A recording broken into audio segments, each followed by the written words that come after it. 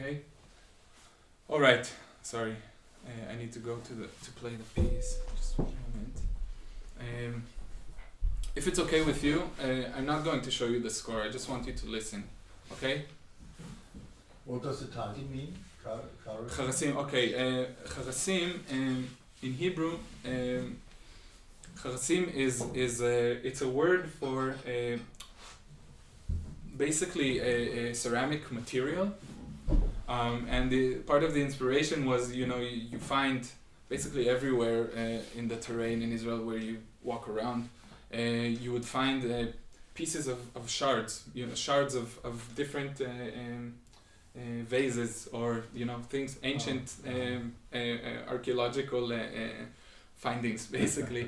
But these are not even interesting, nobody would even take, I mean, they're interesting, but nobody would take them to a museum because they're just spread in, I mean, when you go to areas where there was ancient societies, and the idea was to say, Charasim is the idea was to say, we have these pot shards everywhere, and they are pieces of this history that we're kind of, stepping on and kind of trying to work with. So I mean, philosophically for me, I think a lot of these pieces spoke very strongly also to this place of also this kind of improvisation along with it, that there's this thing that you're living through constantly, but then there's all this material that's covering you, and it's historically just present, it's been built, it's been destroyed, it's broken, it's there, it's not, and you kind of need to make your way as a living being in real life, in real time, right, with this kind of history, and all the influences that are of course there. So you want me to just keep this picture for you going? I'm just gonna play. Just a second. Okay. So it's a 20-minute piece, so try not to fall asleep, but if you have to, that's also okay.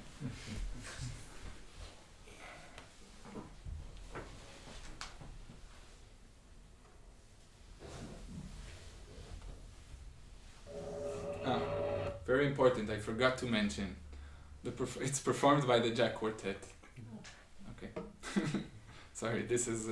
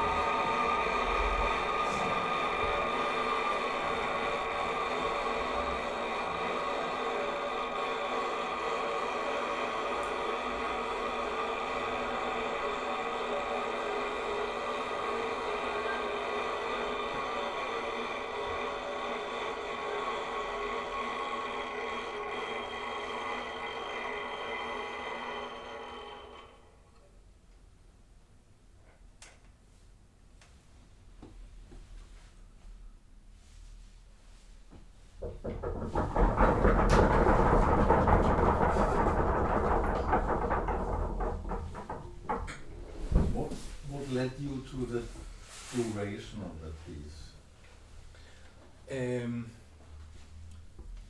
So I actually wrote it. I wrote it in layers. So the separate layers that I was showing before, they were actually written separately and then overlaid. And the one that is the infrastructure, kind of these long stretches of the overpressed bow, they kind of they have their own trajectory, and but this is the length of the piece. And these full bow stretches have, like I showed before, that they have a time length, so it's around 40 seconds per bow stretch, and that is basically what kind of takes the duration of the pieces to get through this how do you call it, infrastructural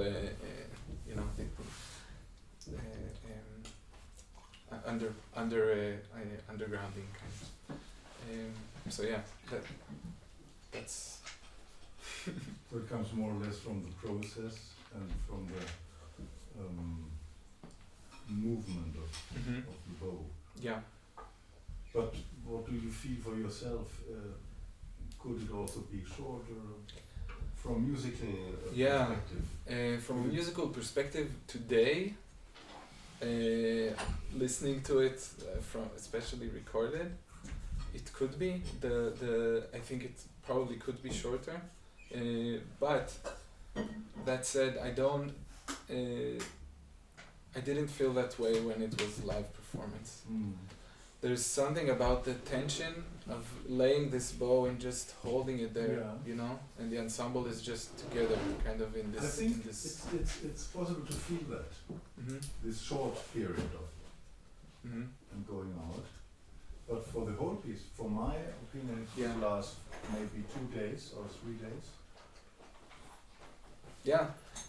So.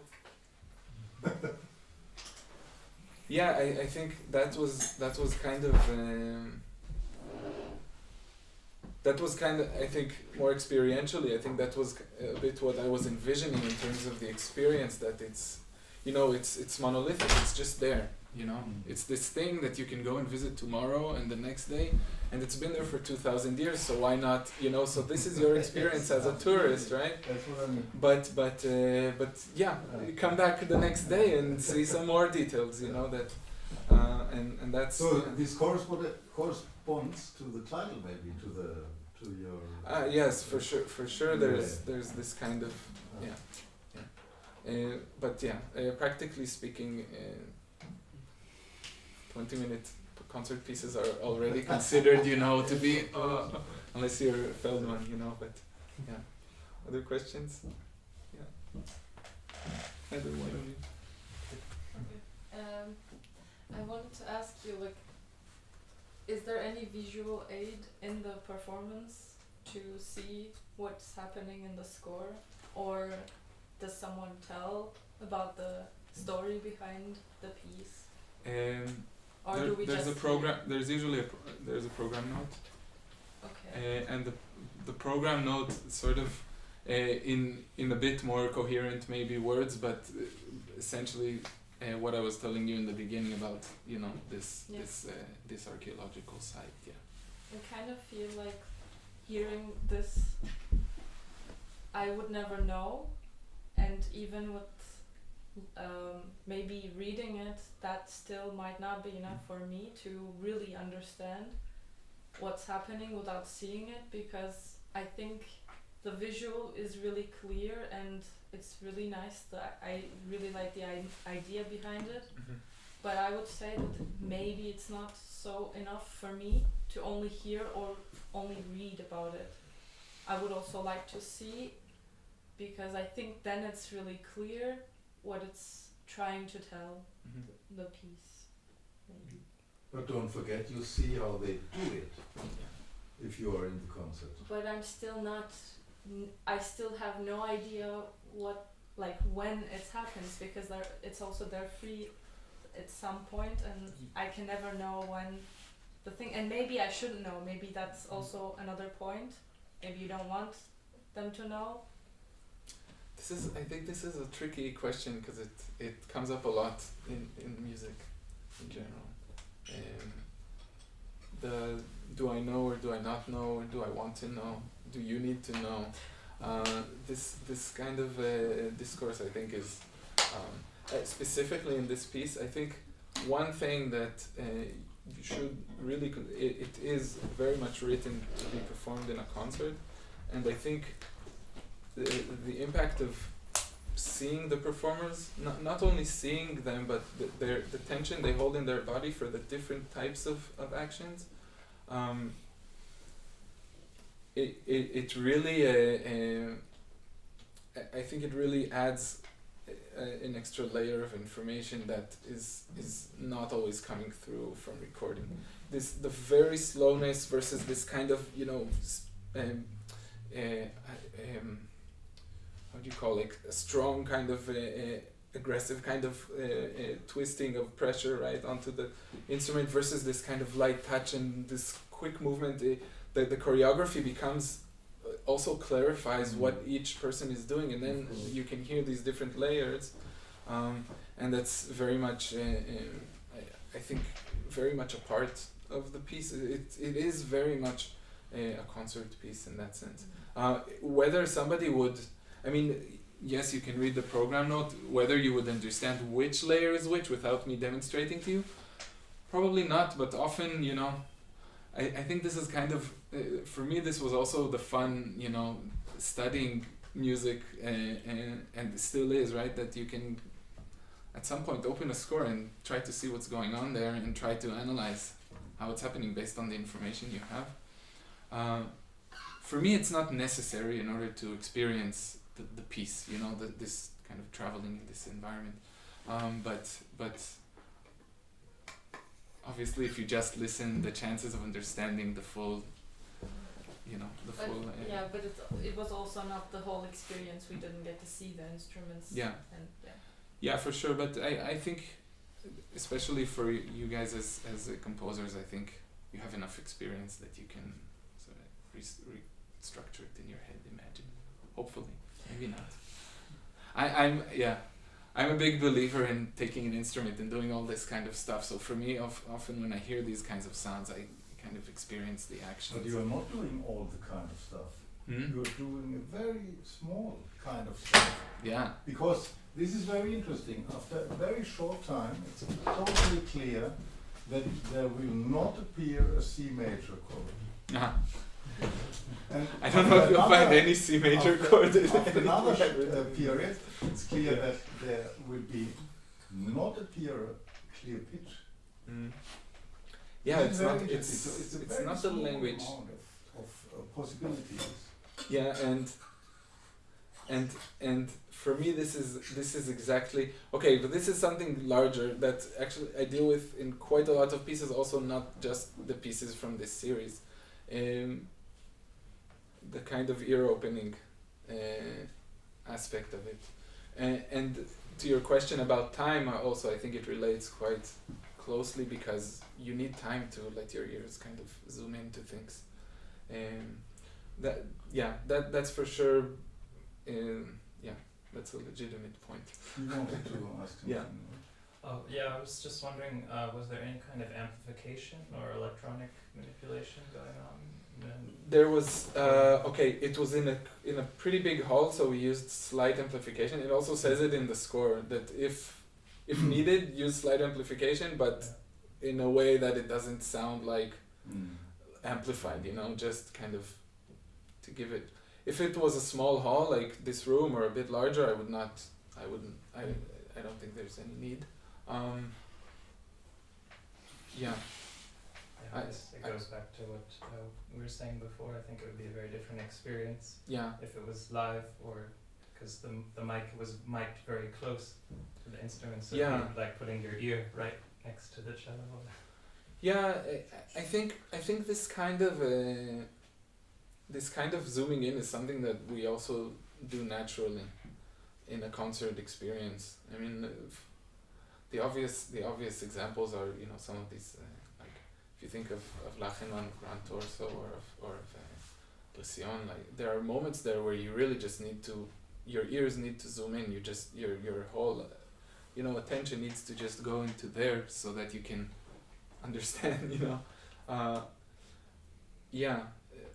For me that's quite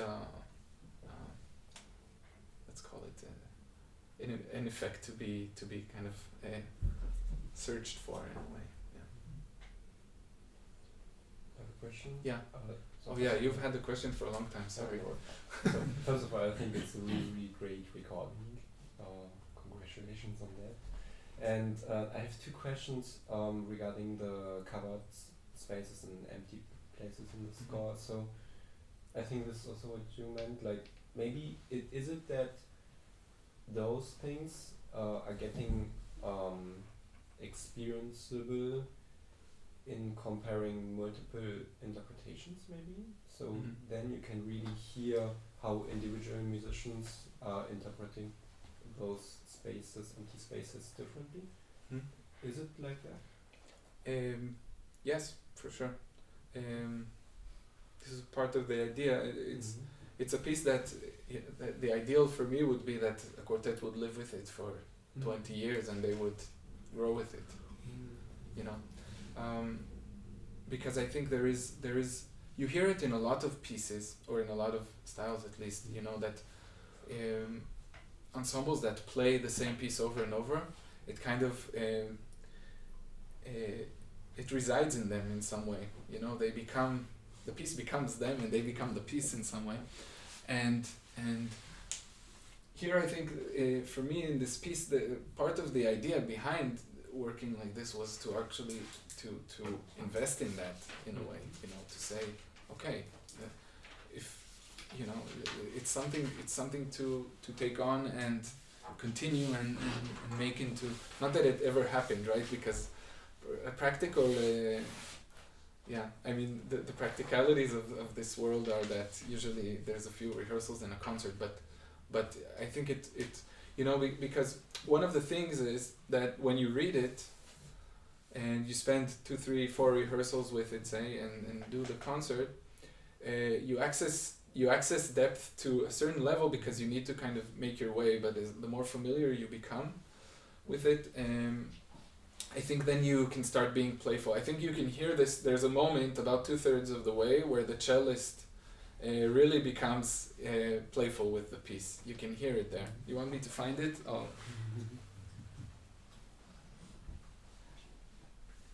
Just a second.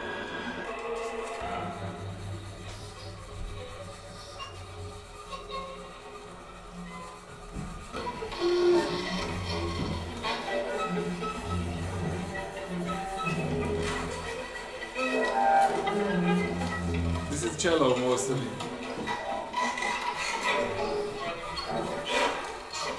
So he really took it on, right? He's like, okay. And for me, this is exactly the kind of moments where you can feel, you can experience the structure being how do you say, being the structure is crashing into this kind of attempt at the live performance, right? At this thing that is trying to become free and is constricted by this, these fixed things. For me, this is very much the kind of tension that I'm looking for in this work. So, yeah, for sure. But again, like Marcus was saying before, it's within very, very narrow territory, which without a score like this would be very, very hard to achieve. You could, so yeah. And my second question would be: is there an original hidden underneath the